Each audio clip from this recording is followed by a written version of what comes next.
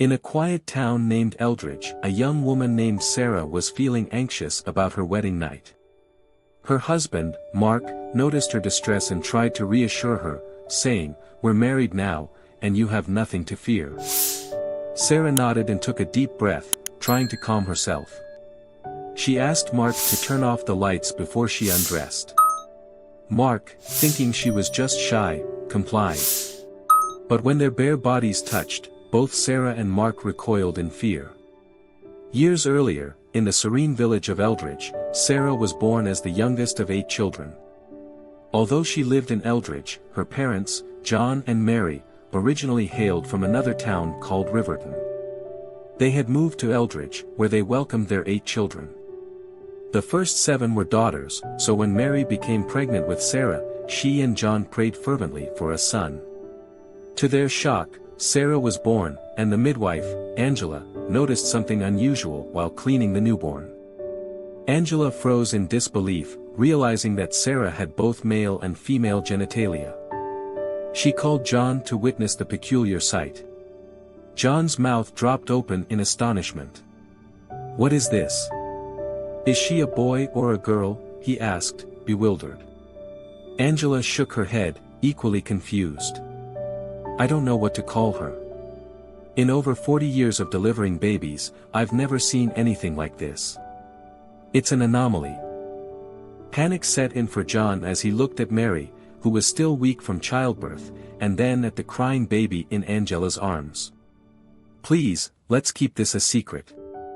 There must be a reason for this," he pleaded.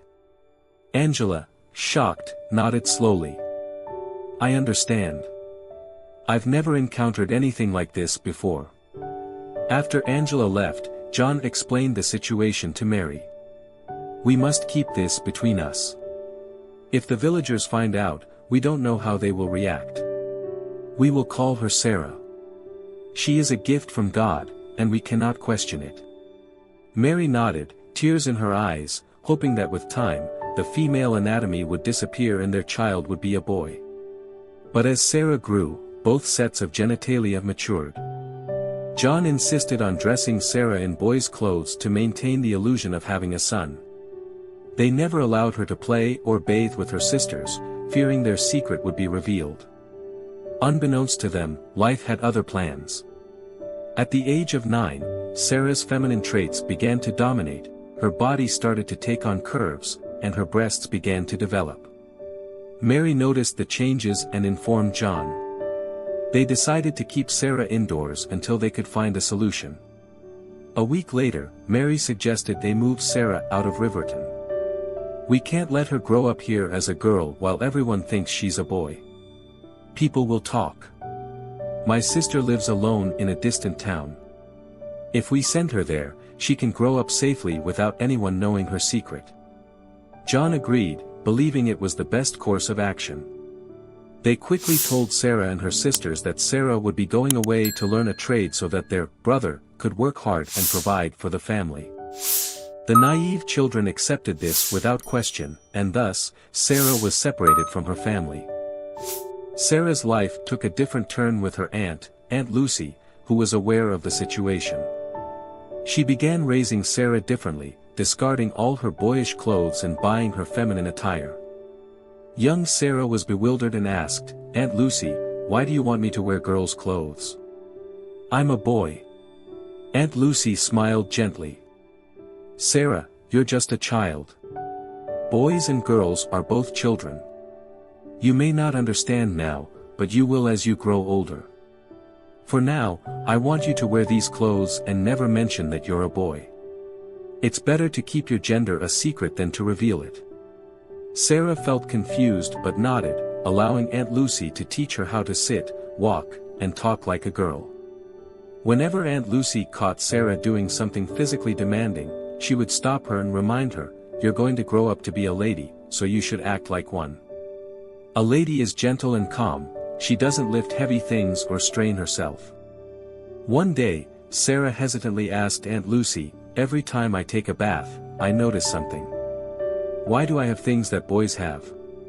Aunt Lucy's heart raced, she had anticipated this moment and prepared for it, but now she feared the consequences of revealing the truth. "Sarah, this is what I've been trying to tell you. You were born this way, and we can't explain it fully. But you must accept yourself as you are. You are a beautiful girl, and you have female traits, except for that one part. It doesn't make you a boy. Your parents brought you here so you could live freely as a woman. Please don't ruin their efforts." That night, Sarah couldn't sleep. She was troubled by her condition. Why am I the only one with both boy and girl parts? Maybe others have them too but hide them. Perhaps I should just follow Aunt Lucy's advice and avoid friendships or romantic relationships. However, Sarah found it difficult to reject the advances of men. Some would back off after being turned down, but others persisted. Among them was a charming young businessman named David, who owned several shops in town. Why won't she even say hello? I need to talk to her, David lamented to his friend, Tom.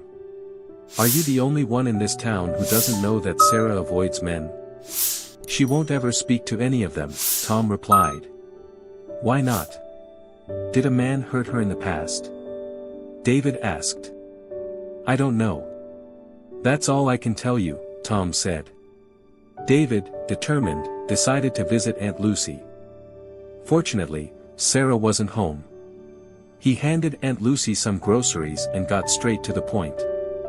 Aunt Lucy, I love Sarah. I truly do. But I don't understand why she runs away from me every time I try to talk to her. Aunt Lucy sighed, she's been through a lot. You must be patient with her. Days turned into weeks, and Sarah continued to evade David. He grew frustrated. How long can this go on? She can't keep running from me. Sooner or later, someone will have to give in. Eventually, Sarah decided to give in to the pressure of the men around her, especially David. She opened up to him, wanting to relieve the tension. They talked about their lives, but Sarah knew she had to reveal her secret. David, how would you react if I told you I was born with something unusual? Sarah asked, her heart racing. David paused, secrets are meant to be kept. As your husband, I should be able to protect you and your secrets. Relieved by his response, Sarah felt a sense of hope. She shared the news with her parents in Riverton, who were surprised but supportive. They were more concerned about her happiness than their societal standing. The wedding was a grand affair, and after the celebration, Sarah's mother and Aunt Lucy pulled her aside to encourage her. You have nothing to fear, Sarah. Trust in David's maturity. As the night progressed, Sarah requested David to turn off the lights before she undressed. He obliged, thinking she was just shy. But when their bodies touched, both jumped back in shock. Who are you? Are you a man? Please, say something. Sarah exclaimed, quickly wrapping herself in a blanket. Calm down. Start talking, David urged, his heart racing. I was born this way, Sarah admitted, tears streaming down her face. I swear I'm not a man. This just happened. I don't know why. David could hardly process her words. This can't be real. I must be dreaming. He stormed out, leaving Sarah trembling and sobbing on the bed. Unable to sleep, Sarah prayed for a miracle, hoping David would change his mind. The next day, her family decided to leave Eldridge to escape the judgment of the villagers. They took a bus back to Riverton, where Sarah felt a sense of relief, free from the watchful eyes of her past. After 9 months, while running errands, Sarah crossed paths with a young man named Ethan, who approached her. Excuse me, I'm sorry to bother you, but I'd like to talk. Just as she was about to walk away, Ethan added, I know about your secret with David. It's unfortunate how it turned out. Sarah froze, a million questions racing through her mind. What do you mean? I know you have many questions, and I'm here to help, but not here. Let's find a quiet place to talk, Ethan suggested. Why are you here? Sarah asked, her heart pounding. I'm not here to judge you. I understand why you hid your truth. But I promise I won't judge you. If you give me a chance, I want to make you happy, Ethan said sincerely. Overwhelmed with emotions, Sarah ran home and locked herself in her room, unable to process everything. Days passed, and her family grew concerned.